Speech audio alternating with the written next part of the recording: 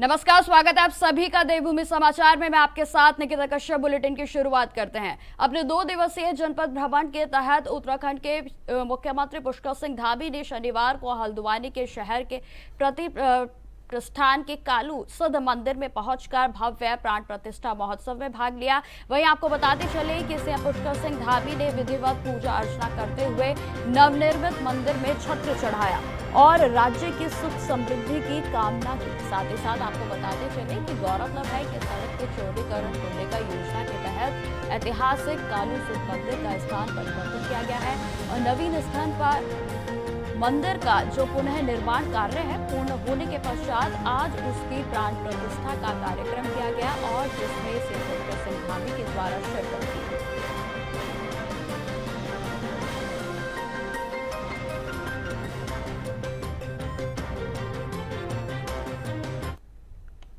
अब खबर नैनीताल से है, जहां उत्तराखंड के मुख्यमंत्री पुष्कर सिंह धामी ने पंत पार्क में सफाई अभियान में शामिल हुए। मुख्यमंत्री ने पार्क में वृक्षारोपण भी किया। वहीं आपको बताते चले कि मुख्यमंत्री धामी 2 दिवसीय दौरे पर नैनीताल में है और आज दौरे से दूसरे दिन सीएम पंत पार्क में पहुंचे और जहां पर मुख्यमंत्री ने इस दौरान पंत पार्क में सफाई अभियान को चलाते हुए पार्क में बने नाली की झाड़ू लगाकर सफाई भी की और साथ ही साथ उन्होंने पार्क में वृक्षारोपण किया और स्कूली बच्चों के साथ साथ जनता को वृक्षारोपण के लिए प्रेरित भी किया गया।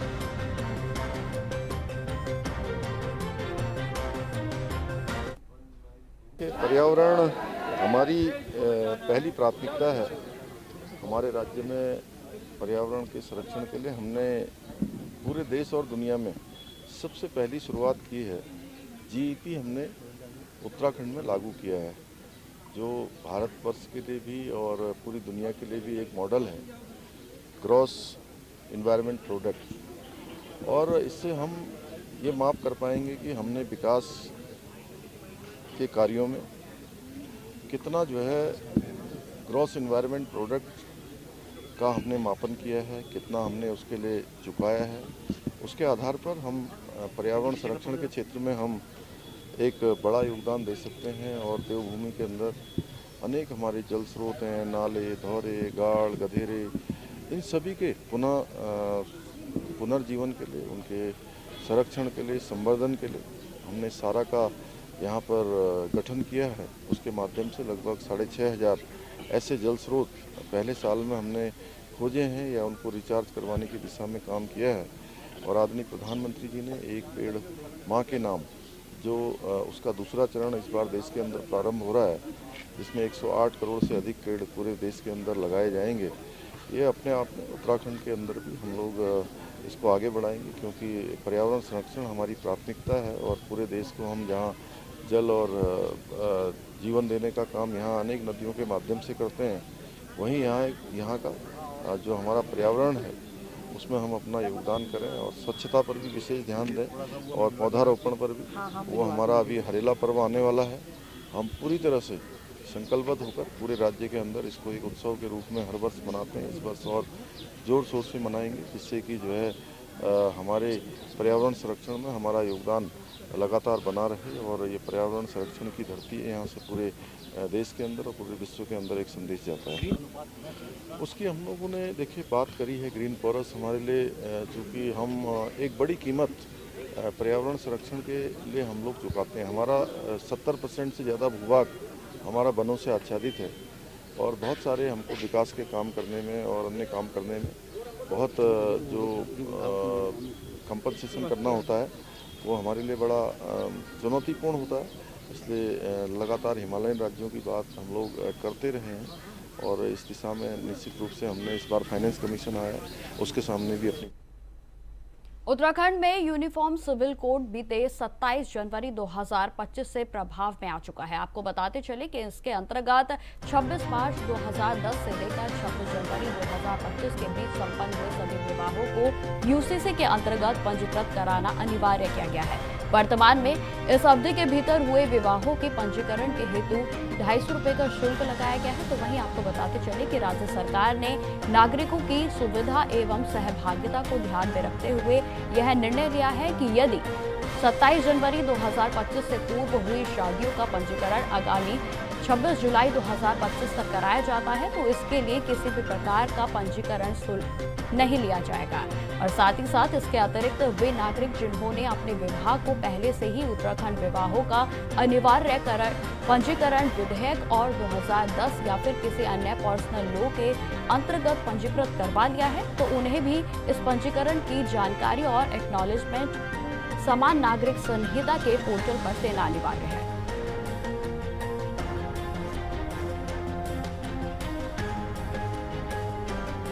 इस खबर पर अधिक जानकारी के साथ हमारे साथ देहरादून से अभय कैंतुरा जी जुड़ गए हैं। तो अभय, जिस तरीके से यूसीसी जो है प्रभाव में आ चुका है, इसको लेकर क्या कुछ कार्य प्रणाली और साथ ही साथ रजिस्ट्रेशन की जो प्रक्रिया है वो क्या कुछ रहेगी? अभय, देखिए, उत्तराखंड देश का पहला राज्य है जहां पर यूसीसी कानून लागू हो चुका है। यूसीसी कानून के तहत ये कह सकते हैं कि 2010 के बाद से जो भी यहाँ पर शादियाँ हुई हैं उन सभी का रजिस्ट्रेशन होना अनिवार्य है। उसके लिए ज़रूरी है कि जो इसके अहर्ता हैं या जो इसके डॉक्यूमेंट्स हैं उन सभी डॉक्यूमेंट्स को पूरा करने का काम यहाँ पर किया जा सकता है। वर्तमान में राज्य सरकार की तरफ से ये कह सकते हैं कि जितने सरकारी कर्मचारी हैं, अधिकारी हैं, उनको अनिवार्य रूप से ये निर्देश यहाँ पर दे दिए गए हैं कि उनकी तरफ से यूसीसी रजिस्ट्रेशन यहाँ पर जरूर किया जाए। और उसके बाद ये कह सकते हैं कि जो ग्रामीण क्षेत्रों पर या दूसरे क्षेत्रों में जो लोग यहाँ पर रह रहे हैं, जो शादी ब्याह इस समय हो रहे हैं, उनके भी यूसीसी रजिस्ट्रेशन यहाँ पर किए जा सके। ये कह सकता है कि 27 जनवरी इस 2025 को ही राज्य सरकार ने इस यूसीसी कानून को लागू करने का काम यहाँ पर किया था और ये कहा था कि 2010 के बाद यानी 27 जनवरी 2010 से पहले जो शादियां हुई हैं उनके लिए रजिस्ट्रेशन की जो बाध्यता थी उसको यहाँ पर शून्य रखा गया था। लेकिन साथ ही अब ये कह सकते हैं कि राज्य सरकार की तरफ से एक बड़ी राहत उन सभी के लिए यहाँ पर दी गई है कि 2010 से पहले की जो शादियाँ यहाँ पर हो चुकी है, जिन लोगों ने शादी यहाँ पर करी, अगर वो अपना रजिस्ट्रेशन यूसीसी के तहत यहाँ पर कराना चाहते हैं तो उसके लिए 26 जुलाई से पहले की जो तिथि यहाँ पर निर्धारित है, 26 जुलाई तक अगर वो इस दौरान अपना रजिस्ट्रेशन यूसीसी में यहाँ पर करते हैं तो फिर उनको निश्चित रूप से उनका रजिस्ट्रेशन यहाँ पर किया जाएगा। क्योंकि वर्तमान में कह सकते हैं कि 250 रुपये एक फीस यहाँ पर राज्य सरकार की तरफ से यूसीसी रजिस्ट्रेशन के लिए यहाँ पर रखी गई है। यानी 26 जनवरी 2010 के बाद से जो शादियाँ यहाँ पर हुई है वो लोग इस शुल्क के आधार पर अपना रजिस्ट्रेशन यहाँ पर करा सकते हैं और उससे पहले के जो शादियाँ यहाँ पर हुई है उनको ये छूट देने का काम यहाँ पर क्या है ताकि ज़्यादा से ज़्यादा लोग रजिस्ट्रेशन यूसीसी के तहत यहाँ पर कर सकें, ताकि एक पारदर्शिता यहाँ पर बनी रह सके। और जिस प्रकार से राज्य सरकार ने इसको लागू करने का काम यहाँ पर क्या है, उससे कह सकते हैं कि उत्तराखंड में एक नई जागरूकता देखने को यहाँ पर मिल रही है। उत्तराखंड में अभी तक ये कह सकते हैं कि सिर्फ 4 महीने के भीतर ही 1.5 लाख से ज़्यादा आवेदन यहाँ पर यूसीसी को लेकर यहाँ पर आ चुके हैं। सबसे बड़ी बात है कि उन आवेदनों में अब ग्रामीण क्षेत्र भी यहाँ पर सम्मिलित हो चुके हैं, जहाँ तक इसके प्रचार प्रसार को पहुँचाने की जिम्मेदारी राज्य सरकार ने उठाई थी। और जिस प्रकार से लोग इस यूसीसी रजिस्ट्रेशन को लेकर जागरूकता अपनी दिखा रहे हैं तो ये समझा जा सकता है कि आने वाले दिनों में उत्तराखंड के भीतर हर नवविवाहित जोड़ा शादी से पहले अपना रजिस्ट्रेशन करता हुआ नजर आएगा और जो पूर्व में जो शादियां यहाँ पर हुई है उन सभी के रजिस्ट्रेशन भी यहाँ पर होते हुए नजर आएंगे। क्योंकि जिस प्रकार से इस समय समाज में ये कह सकते हैं कि भ्रांतियां इन सब चीज़ों को लेकर फैल रही थी, उसको दूर करने का काम यहाँ पर किया जा चुका है और ज़्यादा से ज़्यादा लोग अब इस यूसीसी में रजिस्ट्रेशन कराने के लिए यहाँ पर आवेदन करते हुए नजर आ रहे हैं। जी बिल्कुल। अब है इसमें शुल्क को लेकर भी एक बदलाव किया गया है। पहले जो है निःशुल्क थी या फिर अभी जो है निःशुल्क कर दी गई है और 250 के करीब की जो फीस है वो रखी गई थी। इसको लेकर क्या कुछ अपडेट? देखिए, ये कह सकते हैं कि राज्य सरकार ने 27 जनवरी 2025 में इस कानून को लागू करने का काम यहाँ पर किया गया था और ये कहा था कि 2010 के बाद से जो भी यहाँ पर शादियाँ अब तक यहाँ पर हो चुकी है, जो विवाह अब तक यहाँ पर हुए हैं, उन सभी का रजिस्ट्रेशन कराना यहाँ पर जरूरी होगा और उसके लिए एक फीस का निर्धारण यहाँ पर कर दिया गया था। 250 रुपये इस रजिस्ट्रेशन फीस यहाँ पर रखी गई थी कि इसके तहत अगर कोई भी यहाँ पर रजिस्ट्रेशन करता है तो उसको ये फीस यहाँ पर देनी होगी।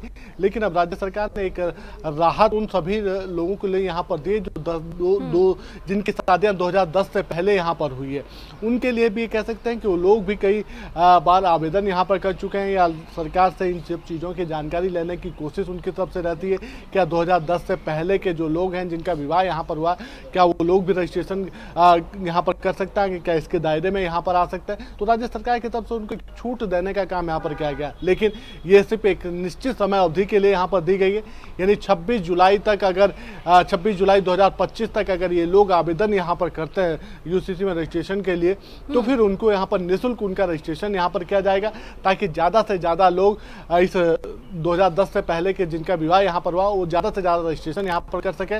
और एक ये कह सकते हैं कि एक जो चीज़ जागरूकता को लेकर है कि अगर कभी संबंध विच्छेद यहाँ पर होते हैं तो फिर सबको एक पारदर्शिता के तहत यहाँ पर न्याय मिल सके, इसलिए इस कानून को लेकर ज़्यादा से ज़्यादा जागरूकता यहाँ पर फैलाई जा रही है।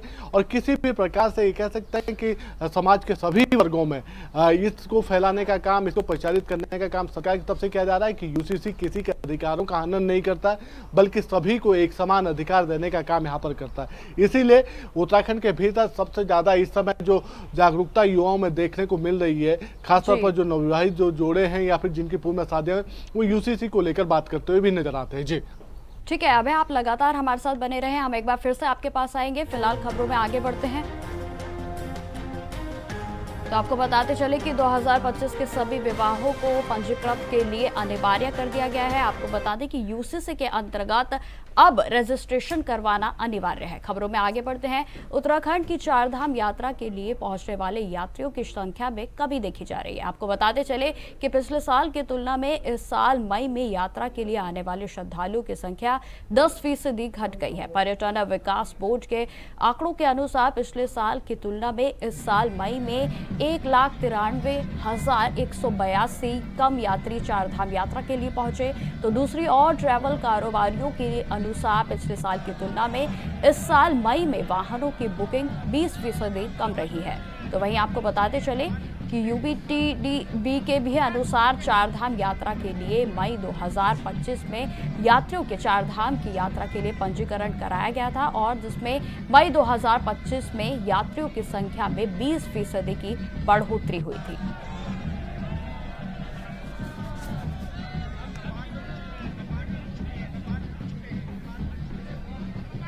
तो लगातार हमारे साथ अभय जुड़े हुए हैं। तो अभय, जिस तरीके से अब देखा जा रहा है कि चारधाम की यात्रा जिस रफ्तार से पहले आगे की ओर बढ़ रही थी, अब उस पर रफ्तार जो है धीमी हो गई है, क्या कुछ अपडेट है आपके पास? देखिए, इसके पीछे की वजह सिर्फ दो से तीन प्रमुख कारण अब तक यहाँ पर नज़र आ रहे हैं। सबसे पहले जो मौसम में बदलाव यहाँ पर देखने को मिल रहा, उसके चलते इस समय कह सकते हैं कि यात्रियों की जो संख्या है उसमें यहाँ पर गिरावट देखने को मिल रही है, क्योंकि ये कह सकते हैं कि उत्तराखंड के साथ साथ देश के दूसरे राज्यों में भी इस समय मौसम का मिजाज बदलाव हुआ देखने को मिला था, जिसके चलते तापमान में यहाँ पर गिरावट दर्ज की गई थी। और ऐसे में जो लोग उत्तराखंड की तरफ रुख करना चाहते थे, ठंडे मौसम का आनंद यहाँ पर लेना चाहते थे, उन लोगों के उत्तराखंड आने की जो संख्या है उसमें यहाँ पर गिरावट देखने को मिली थी। पिछले वर्ष के जो आंकड़े हम देखते हैं तो पिछले वर्ष के आंकड़ों में कहा जा सकता है कि मई के महीने में सबसे ज़्यादा जो चारधाम यात्रा पर आने वालों का जो आंकड़ा था वो बहुत देखने को यहाँ पर मिल रहा था। लेकिन इस बार मई के महीने में जिस तरीके से बारिश यहाँ पर देखने को मिली है, उससे चारधाम यात्रा का ये कह सकते हैं कि चारधाम यात्रा पर उसका असर यहाँ पर देखने को मिला है, और जो यात्रियों की जो संख्या थी उसमें गिरावट दर्ज यहाँ पर की गई है। इसके साथ साथ जो दूसरी एक वजह यहाँ पर देखने को मिल रही है वो ये कि इस बार सरकार की तरफ से कुछ कानूनों में सख्ती बरतने का काम यहाँ पर किया गया। जो चारधाम यात्रा पर लोग यहाँ पर आ रहे हैं, 50 साल से अधिक उम्र के जितने भी लोग यहाँ पर हैं, उनके स्वास्थ्य से संबंधित जो दिशा निर्देश है उनमें ज़्यादा सख्ती बरतने का काम यहाँ पर किया गया। इसीलिए जो ज़्यादातर लोग ये कह सकते हैं कि यहाँ पर पहुँच रहे हैं, वो अपने जो स्वास्थ्य संबंधी जो प्रमाण पत्र हैं उनको साथ लाने का काम यहाँ पर कर रहे हैं। अगर स्वास्थ्य से संबंधी कोई भी परेशानी उनकी यहाँ पर होती है तो फिर ऐसे 50 वर्ष से अधिक व्यक्ति को यात्रा न करने की हिदायत या सलाह यहाँ पर देने का काम किया जा रहा है, ताकि किसी भी प्रकार से वो परेशानी में न पड़ सके। और ये कहा जा सकता है कि अभी तक चारधाम यात्रा पर जो श्रद्धालुओं की जो मौत यहाँ पर हुई है, चाहे वो रास्ते में किसी भी वजह से रही हो या एक्सीडेंटल में रही हो, उनके पीछे का रीजन यही देखने को मिला है कि लोग अपने जो स्वास्थ्य संबंधी जो परेशानियां हैं वो चारधाम यात्रा में पहुंचने के दौरान छिपाने का काम यहाँ पर कर रहे हैं, जिसके चलते उन्हें केदारनाथ या यमुनोत्री मार्ग पर जब पैदल रास्ता तय करते हैं तो उस दौरान उनको स्वास्थ्य संबंधी परेशानियों का सामना अधिक करना पड़ता है। इसीलिए स्वास्थ्य विभाग की तरफ से लगातार एडवाइजरी यहाँ पर जारी की जा रही है। इसके अलावा जो दूसरा बड़ा रीजन यहाँ पर नजर आता है उस सरकार की तरफ से यही कि धामों की जो धारण जो क्षमता है, धामों की जो कैरिंग कैपेसिटी है, उसके अनुरूप ही यात्रियों को यहाँ पर आने की सलाह यहाँ पर दी जा रही है। यानी जिन लोगों की तरफ से रजिस्ट्रेशन यहाँ पर किया गया उन्हीं लोगों को आगे रजिस्ट्रेशन में आगे बढ़ाने का काम किया जा रहा है। जिन लोगों का रजिस्ट्रेशन नहीं है उनको वापस लौटाने का काम यहाँ पर किया जा रहा है। तो ये कह सकते हैं कि चारधाम यात्रा के दौरान जो चेकिंग ज्यादा देखने को मिल रही है उसके भी बिल्कुल अभय, लेकिन यहाँ पर देखने वाली बात यह है कि अभी कुछ दिनों के बाद ही जो है मानसून का आगमन होने वाला है उत्तराखंड में, लेकिन अभी से ही पर्यटन में इस तरीके की गिरावट क्या आगे नुकसान कर सकती है? क्योंकि मौसम जो है फिर रुख बदलेगा और उत्तराखंड का जहाँ प्रशासन की बात की जाए वो तो अलर्ट है ही, लेकिन यात्रियों की संख्या जिस तरीके से कम हो रही है तो कारोबार पर यह असर डाल सकती है। अभय देखिए, ये दोनों चीज़ों में असर डालने का काम यहाँ पर करा। एक जो स्थानीय जो कारोबार है, खासतौर पर इस यात्रा से जुड़ा हुआ जो कारोबार होता है, यानी सिर्फ इस 6 महीने के लिए जो इस यात्रा पर अपना पूरा फोकस यहाँ पर करता है, इसी 6 महीने की जो आमदनी होती है वो पूरे साल भर के उसके रोजगार का जरिया यहाँ पर बनती है, उसके आर्थिकी को मजबूत करने वाला कहा जा सकता है। लेकिन जिस तरीके से मौसम का मिजाज यहाँ पर बदला हुआ है, श्रद्धालुओं और यात्रियों की संख्या में जिस प्रकार से कमी यहाँ पर देखने को मिल रही है, उससे उनके जो व्यापार है उस व्यापार पर तो फर्क पड़ ही रहा है। सरकार के राजस्व में भी कमी यहाँ पर देखने को मिल रही है, खासतौर पर पर्यटन सेक्टर से जो आने वाला जो राजस्व था, जिस पर्यटन सेक्टर को मजबूत करने का काम इस चारधाम यात्रा के दौरान होता था, वो इस बाद सैलानियों और श्रद्धालुओं की कम संख्या के चलते कह सकता है प्रभावित नजर यहाँ पर आता हुआ नजर आ रहा है। और इसीलिए अब सरकार एक मैसेज देने का काम तो यहाँ पर कर रही है कि यात्रा सुरक्षित और सुगम यात्रा यहाँ पर है, बेहतर प्रबंध देने का काम यहाँ पर करें। लेकिन जिस प्रकार से मौसम का खलल यहाँ पर देखने को मिल रहा है, उसके चलते कह सकते हैं कि यात्रा पर जो लोग यहाँ पर आ रहे हैं या फिर दूसरे पर्यटक स्थलों के लिए जो लोग यहाँ रुक रहे हैं, उनकी संख्या में कमी है। ठीक है अभय, तमाम जानकारी के लिए आपका बहुत बहुत धन्यवाद। तो खबरों का सिलसिला लगातार जारी रहेगा, लेकिन फिलहाल वक्त हो चला है छोटे से ब्रेक का। ब्रेक के बाद एक बार फिर से स्वागत है आप सभी का। खबरों की ओर बढ़ते हैं। खबर हरिद्वार से है, जहां पर शहरी और देहात क्षेत्रों में मस्जिदों और ईदगाहों में ईद की नमाज शांतिपूर्वक तरीके से संपन्न हुई। वहीं आपको बताते चले कि बकरा ईद पर कानून व्यवस्था भी पूरे तरीके से सुचारू रूप से प्रबंध किए गए हैं और ईद की नमाज के लिए चप्पे चप्पे पर पुलिस बल को तैनात किया गया है। साथ ही साथ हर एक गतिविधि पर पुलिस ने पैनी नजर बनाए रखी है। क्षेत्र में ईद की नमाज के दौरान मस्जिद के इमाम, मौलवी और उलेमाओं ने आपसी भाईचारे और प्रेम भाव के साथ ईद मनाने की नसीहत भी दी और साथ ही साथ प्रतिबंधित जानवरों की कुर्बानी न देने की अपील भी की गई। आगामी ईद के त्यौहार को सकुशल संपन्न कराने के लिए समस्त जनपद स्तर के अधिकारियों की मीटिंग मेरे स्तर से ली गई थी, जिसमें ईदगाह के जो सुरक्षा प्रबंधन है उसके साथ साथ मिश्रित आबादी क्षेत्र में किसी प्रकार का कोई टकराव ना हो, उसको ध्यान में रखते हुए पूर्व के ऐसे केसेस हैं उसको एनालिसिस करते हुए अगर कोई ऐसे हमारे पास इनपुट्स हैं उनको इनसे साझा किया गया और इस ड्यूटी को खासकर ईद को सकुशल संपन्न कराने के लिए सभी थानाध्यक्षों को मेरे द्वारा निर्देशित किया गया है और जो भी इनको आवश्यक पुलिस बल है वो मेरे द्वारा हमारे स्तर से यहाँ से प्रोवाइड करा दिया गया है। मुझे उम्मीद है हरिद्वार पुलिस अपनी विश्वसनीयता को, अपनी प्रोफेशनलिज्म को अच्छे तरीके से प्रूव करते हुए इस ईद के त्यौहार को सकुशल संपन्न कराएगी। तो फिलहाल इस बुलेटिन में इतना ही। देश दुनिया की तमाम खबरों की जानकारी के लिए बने रहे हमारे साथ। नमस्कार।